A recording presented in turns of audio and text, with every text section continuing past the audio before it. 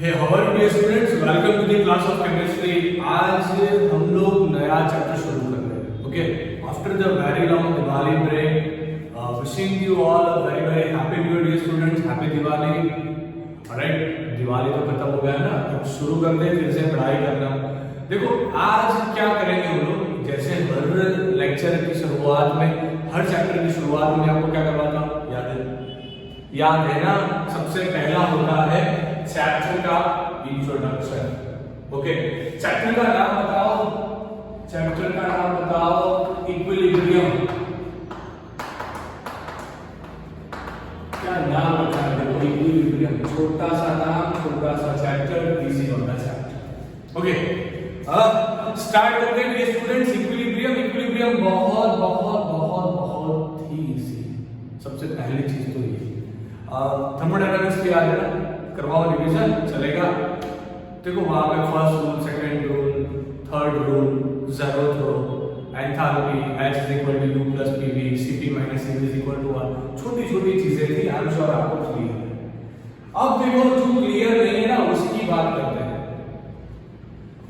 Chemistry बच्चों होता क्या है, केमिस्ट्री में जनरली फिजिकल केमिस्ट्री का जो पोर्शन आता है ना, वो कब एफिशिएंसी पे आप अच्छे से कवर कर पाओगे, कैसे।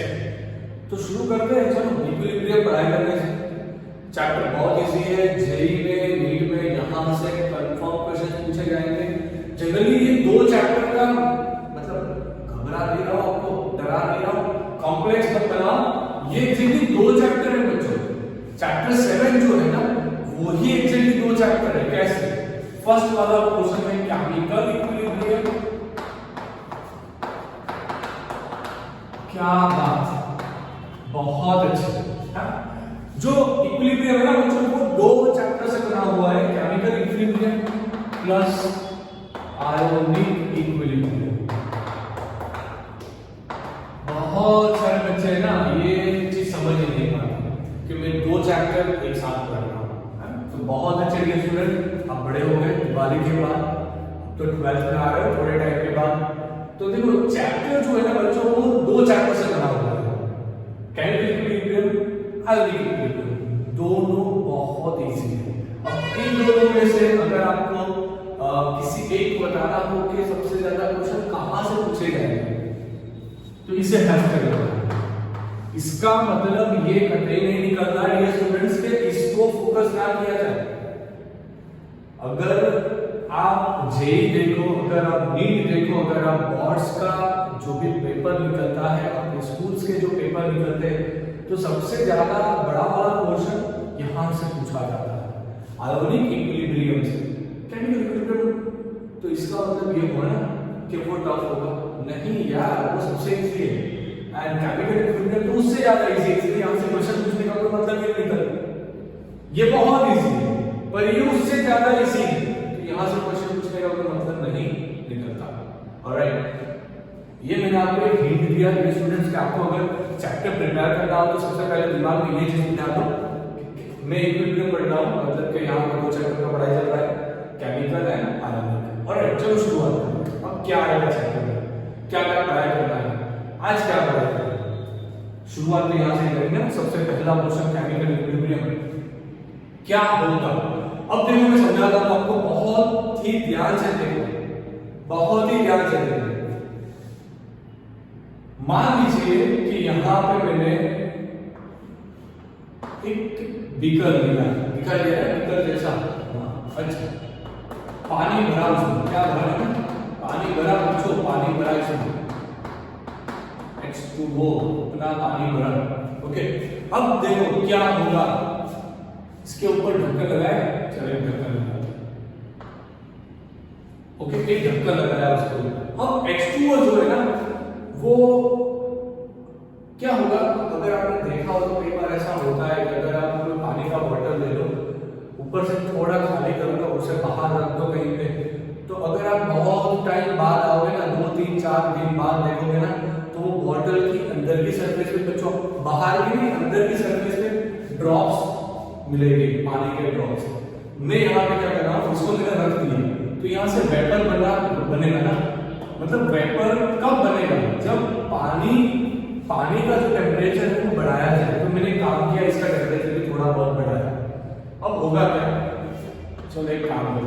इजी करते हैं, डिफिकल्ट नहीं बनाना। किसी भी चीज को कभी डिफिकल्ट नहीं बनाना, इसे इजी करना। बर्नर रख दो ना, वेट नहीं करना, बर्नर रख दो। जैसे ही 100 डिग्री सेल्सियस पे पानी पहुंचा, उससे वेपर बनना शुरू हो गया। अब होगा क्या, आपने क्या किया, ये ढक्कन को बहुत कंप्लीटली फीड कर दिया। मतलब वो चीज तो क्लियर है कि वेपर ढक्कन से बाहर नहीं जा रहा है। अब क्या होगा, पहले वेपर बनना शुरू हुआ, ये सारा ऊपर का जो एरिया था ना बच्चों, वो तो वेपर से भर गया, क्लाउडी हो गया, बहुत भर गई वेपर वहां पे। अब देखो क्या होगा, अब मजे वाली चीज अब स्टार्ट होती है। अब ऊपर के जो एरिया में वेपर का डेंसिटी था, वेपर का जो कंटेंट था, वो बहुत ज्यादा बढ़ गया। अब वहां पे स्पेस नहीं है। अब वो लोग क्या करते हैं बच्चों, वो फिर से कंबाइन होकर वाटर का मॉलिक्यूल बना के आपको कहाँ गिरते हुए दिखेंगे, वापिस पानी में गिरते हुए देखेंगे। कई बार ऐसी चीज आपने देखी है, पर आप उसे गौर नहीं करते। कभी भी पानी गर्म करते वक्त उसके ऊपर ढक्कन रखिए, अगर आप निकाल के देखोगे ना तो ढक्कन के ऊपर की ओर आपको पानी के बूंद चिपके हुए मिलेंगे ना, तो ये पता लगा है इतने हाई टेम्परेचर में वो बूंद क्यों वेपर में कन्वर्ट नहीं हुए। वहां पे हुआ यूं कि वो वेपर कंबाइन होके कंडेंस हो गए, कंडेंस होके वो तो पानी हो गया। मतलब कि यहां से इक्विलिब्रियम किसे बुलाया जाता है, अब काम की बात क्या है, ये चीज समझ में आ गई। अब इक्विलिब्रियम कैसे बुलाया जाएगा, लिक्विड जो था वो गैस बना, अब गैस जो है वो भी लिक्विड बन रहा है। जब इन दोनों का रेट, मतलब लिक्विड से गैस बनने का रेट एंड गैस से लिक्विड बनने का रेट, दोनों जब सेम हो जाए, मतलब कि जितना पानी वेपर बना उतना वेपर पानी बना, तब आप बोल पाओगे कि ये सिस्टम इक्विलिब्रियम में है। ये सिस्टम कहां है, इक्विलिब्रियम स्टेट में। समझ रहे, दिमाग में गया। तो ये तो चीज हुई फिजिकल वाली, मतलब कि आप इसे देख पाते हैं, पर कई सारी चीजें ऐसी हैं जो आप देख नहीं पाते। समझ रहे हो मेरी चीज, दिमाग में जा रहा है नहीं आ रहा है। देखो सबसे अच्छा तरीका क्या है पढ़ने का, जो भी चीज है ना उसे क्लियर करते हैं। कभी रट्टा मत लगाओ कि आपके पास उसका आर्गुमेंट होना चाहिए। पर हाँ एक और चीज, यहाँ पर पीएचडी नहीं करना हमको, ओके। अब देखो ये चीज क्या हो, ये चीज फिजिकल इक्विलिब्रियम की, फिजिकल इक्विलिब्रियम की चीज हो गई। मतलब कि आप इसे देख पाते हो, फील कर पाते हैं। अब देखो मैं आपको एक सरप्राइज बताता हूँ। मैंने लिया नाइट्रोजन, मैंने लिया 3 मोल वाला हाइड्रोजन। मेरा सबसे फेवरेट एक ही रिएक्शन है जो है हेबर का प्रोसेस। मैंने बनाया 2 मोल ऑफ अमोनिया, सबसे फेवरेट प्रोसेस है मेरा, इसे मैंने अवार्ड दिया। क्यों अवार्ड दिया, हेबर प्रोसेस बनाया मैंने इसे, मैंने नहीं बनाया, हेबर ने बनाया, राइट। अब देखो N2+3H2 मुझे क्या दे रहा था, अमोनिया दे रहा था। अब मान लीजिए कि ये अमोनिया डिकम्पोज होके वापस मुझे क्या दे रहा है, नाइट्रोजन एंड हाइड्रोजन। अब देखो चीज समझो, बहुत इंपॉर्टेंट है। नाइट्रोजन एंड हाइड्रोजन को हम क्या बोलेंगे, रिएक्टेंट, ओके। इसे हम क्या बोलते हैं बच्चों, प्रोडक्ट। अब देखो क्या हो रहा है, ये एक मैंने कंटेनर लिया, ये क्या है, कई सारे बच्चे बोलेंगे स्क्वायर है, जादू तो पढ़ाई करने का मतलब नहीं, ये कंटेनर है, ऑलराइट। अब देखो कंटेनर में मैंने क्या लिया स्टूडेंट, मैंने लिया नाइट्रोजन का गैस, मैंने लिया हाइड्रोजन का गैस। अब हो क्या रहा था, ये तो बहुत सारे हो गए, N2H2 बहुत सारे हो गए। ये लोग कंबाइन होकर क्या बना रहे थे, अच्छा खासा NH3 वाला गैस। क्या आपको दिखाई देगा कंटेनर में ये बन रहा है, यहाँ पे कुछ रिएक्शन का सिचुएशन लगता है, वो चीज ध्यान रखना है। रिएक्शन सिचुएशन लगता है मतलब कि कुछ रिएक्शन का सिचुएशन चाहिए, जैसे कि पॉलीमेटर ऐसा प्रमोटर चाहिए, आयन ऐसे कैटालिस्ट चाहिए, 300-350 डिग्री सेल्सियस का टेंपरेचर चाहिए, उसमें जाने की कोई जरूरत ही नहीं है। अब इस पे फोकस नहीं करो, यहाँ पे फोकस करो। नाइट्रोजन हाइड्रोजन कंबाइन होके अच्छे खासे तरीके से क्या बना रहे थे, अमोनिया बना रहे थे। आपको मैंने कंटेनर दिया, मैंने बोला देख भैया, देख बेटा, यहाँ पे बन रहा है अमोनिया, क्या दिखाई देगा? नहीं दिखाई देगा, क्योंकि यहाँ पे कोई कलर चेंज नहीं होता। जनरली जो बच्चे होते हैं ना, उसे बहुत क्यूरियोसिटी होती है। केमिस्ट्री के लैब में एक्सपेरिमेंट कम करते हैं, कलर ज्यादा बनाते हैं। जो लॉकडाउन के चलते ध्यान में के बच्चे जो लैब में गए नहीं ना, अब जब भी जाओ कलर्स बनाना, ओके, करना मत बंद। ओके, अब नाइट्रोजन हाइड्रोजन कंबाइन करके क्या बना रहा था? अमोनिया बना रहा था। दिखाई दिया? नहीं दिखाई दिया। अब बहुत सारे अमोनिया के मॉलिक्यूल भी होंगे, मतलब बने हुए। अब होता क्या है, ये मैंने अपना नहीं लिखा, ये होता है इसलिए लिखा। अब कई बार क्या होता है, ये अमोनिया डिकम्पोज हो जाता है एंड फिर से नाइट्रोजन हाइड्रोजन दे देता है, डिकम्पोज हो जाएगा, मतलब अपने आप उसने डिकम्पोजिशन कर दिया एंड नाइट्रोजन दे दिया वापस, हाइड्रोजन वापस दे दिया। तो क्या आपको ये चीज मालूम पड़ेगी कि आपका अमोनिया डिकम्पोज हो गया? नहीं, मतलब कि ये जो चीजें थी ये केमिकली हो रही थी, आप उसको फील नहीं कर पा रहे थे, उसको फिजिकली नहीं देख पा रहे थे। I am correct? समझ में आ रहा है आप लोगों को? दिमाग में जा रहा है बच्चों क्या हो रहा था? ये दोनों कंबाइन होकर अमोनिया बना, या अमोनिया टूट के फिर से क्या बना? नाइट्रोजन हाइड्रोजन बना। पर ये चीज हम लोग देख नहीं पा रहे थे, फील नहीं कर पा रहे थे, क्योंकि ये चीज क्या है? केमिकल चीज है, केमिकल चीज है। अब होता क्या है, जितने मॉलिक्यूल कंबाइन होकर अमोनिया में जा रहे थे, ओके, मान लीजिए इसका रेट था, उसे बोले फॉरवर्ड रेट ऑफ रिएक्शन। इसे क्या बोलते हैं? चलो इसे बोलते हैं फॉरवर्ड रेट ऑफ रिएक्शन, या फिर फॉरवर्ड रेट, ओके, या फॉरवर्ड वेलोसिटी। ये हो गया बैकवर्ड वेलोसिटी। एक टाइम आता है बच्चों, देखो बहुत इंपॉर्टेंट चीज है। इसका ये मतलब है कि बहुत सारे बच्चे यहाँ पे गलती करते हैं। मेरे पास मान लीजिए दो मॉलिक्यूल अमोनिया के हैं। अब ये जो दो मॉलिक्यूल है, सॉरी दो, एक नाइट्रोजन है, हाइड्रोजन है, इसे आप तीन हाइड्रोजन समझ लेना, ओके। ये कंबाइन होकर क्या बना? अमोनिया बना। अब बच्चे क्या समझते हैं, वो अमोनिया टूट के नाइट्रोजन हाइड्रोजन बन रहा है, मतलब ये इतना फास्ट चल रहा है कि हम आइडेंटिफाई नहीं कर पा रहे हैं कि नाइट्रोजन प्रेजेंट है कि अमोनिया प्रेजेंट है।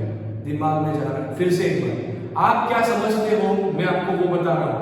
आप समझ रहे हो ये नाइट्रोजन है, ये तीन हाइड्रोजन है, कंबाइन होकर अमोनिया बनाया, अमोनिया टूट के फिर से ही आ गए, फिर से बनाया अमोनिया, फिर से टूट के आ गए, मतलब आप आइडेंटिफाई नहीं कर पा रहे कि अमोनिया प्रेजेंट है या नाइट्रोजन प्रेजेंट है या हाइड्रोजन प्रेजेंट है। इसे आप समझते हो इक्विलिब्रियम पर, वो चीज गलत है, वो गलत चीज है, ऐसा नहीं होता। अगर ऐसा हुआ तो केमिस्ट्री का कोई मतलब ही निकलता, प्रोडक्ट बनेगी नहीं कभी। रिवर्सिबल रिएक्शन, इस टाइप की रिएक्शन को क्या बोला जाता है? Reversible reaction. तो रिवर्सिबल रिएक्शन में कभी प्रोडक्ट नहीं बनेगी। एक्चुअली होता क्या है, देखो बहुत बहुत ध्यान से समझना। मेरे पास 20 मॉलिक्यूल नाइट्रोजन के थे, ओके, चलिए इतना ही लेना भाई, 20 मॉलिक्यूल ले ले, मरेगा। बाकी 10 मॉलिक्यूल मेरे पास नाइट्रोजन के थे। अब 30 मॉलिक्यूल मेरे पास किसके थे? हाइड्रोजन के 30 मॉलिक्यूल थे। अब तो जाके बनेगा हमारा, यहाँ पे अमोनिया बना, वो बनेगा कितना? 2 टाइम्स बनेगा, 2 मोल बनेगा। मान लो यहाँ पे उसने बनाया यहाँ पे करीबन 10 मोल, बढ़िया, मतलब 10 बनाया अमोनिया। अब होता क्या है, ये 10 के 10 टूट के फिर से ये नहीं बनेंगे, समझो। ये 10 टूट के आपको नाइट्रोजन दे, मतलब ये 10 अमोनिया के मॉलिक्यूल है। अगर आपने इसे तोड़ा तो 10 नाइट्रोजन निकलेगा, 30 हाइड्रोजन निकलेगा, सही है ना? ये नहीं होगा अगर ये आप ऐसा समझते हो बच्चों, पर ये नहीं समझना। सबसे पहले चीज होता है 10 नाइट्रोजन 10 अमोनिया बन रहा था ना। अब मान लीजिए कि यहां पे 10 नहीं बन रहा, 9 बन रहा। ध्यान से क्या बन रहा? 9 बन रहा। अगर 9 बना तो 9 नाइट्रोजन बन सकता था एंड यहां पे 27 हाइड्रोजन बन सकता था। अब होता क्या है, देखो कोई भी रिएक्शन 100% कभी नहीं होती। मतलब कि रिएक्टेंट कभी 100% प्रोडक्ट नहीं बनाते। बहुत सारे रिएक्टेंट क्या रहते हैं अनयूज्ड, बहुत सारे रिएक्टेंट जो होते हैं ना जनरली वो अनयूज्ड रहते हैं। वो जो अनयूज्ड वाले रिएक्टेंट थे बच्चों, वो अनयूज्ड वाले रिएक्टेंट कंबाइन हो रहे हैं, प्रोडक्ट बना रहे हैं एंड प्रोडक्ट वापस उठ के क्या आ रहा है रिएक्टेंट। इस स्टेट को बोला जाता है इक्विलिब्रियम स्टेट। ऐसा नहीं होता कि जितना बना पूरा का पूरा वापस आ गया।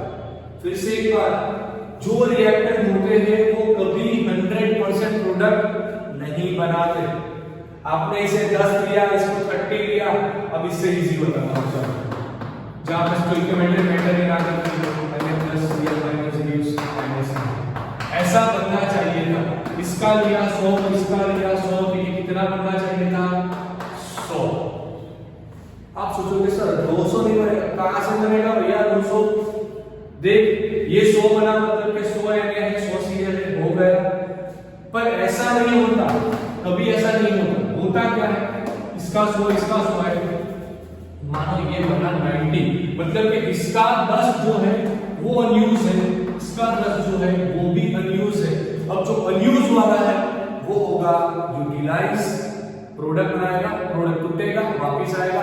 ये जो रेट चल रहा है ना, मतलब कि यहां से रिएक्टेंट से प्रोडक्ट में जाने की बात एंड प्रोडक्ट से रिएक्टेंट में आने की बात, उसे क्या बोला जाता है जनरली? इसे इक्विलिब्रियम बोला जाता है।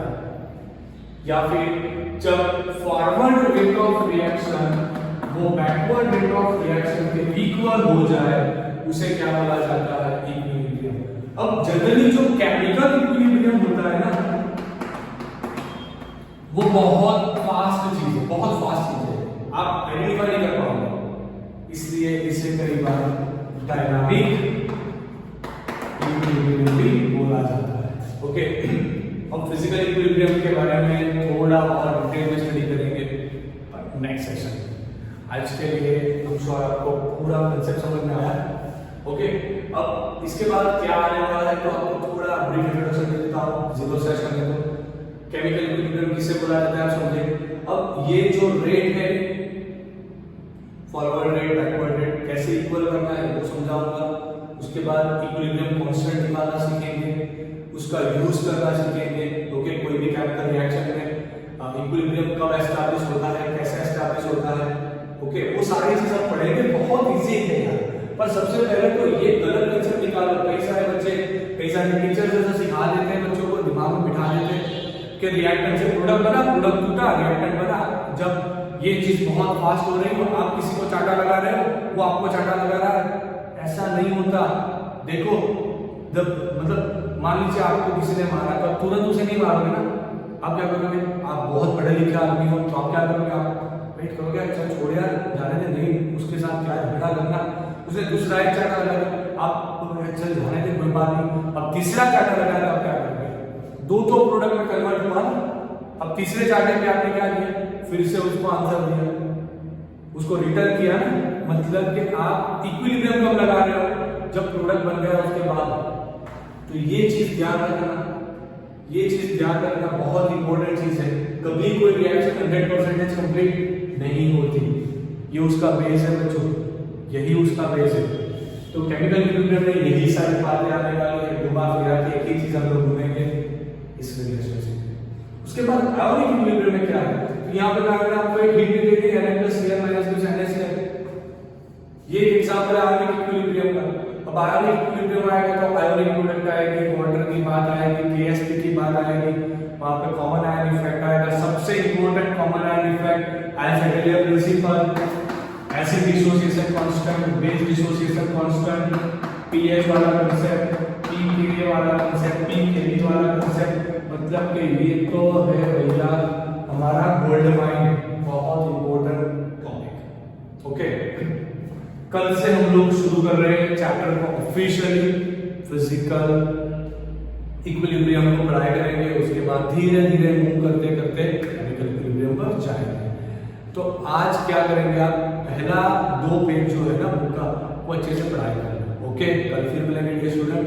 एंड यार don't forget to like the video यार, नहीं पसंद आया तो डिसलाइक लगाना भी भूलना मत, कुछ तो करो, बैठे मत रहो।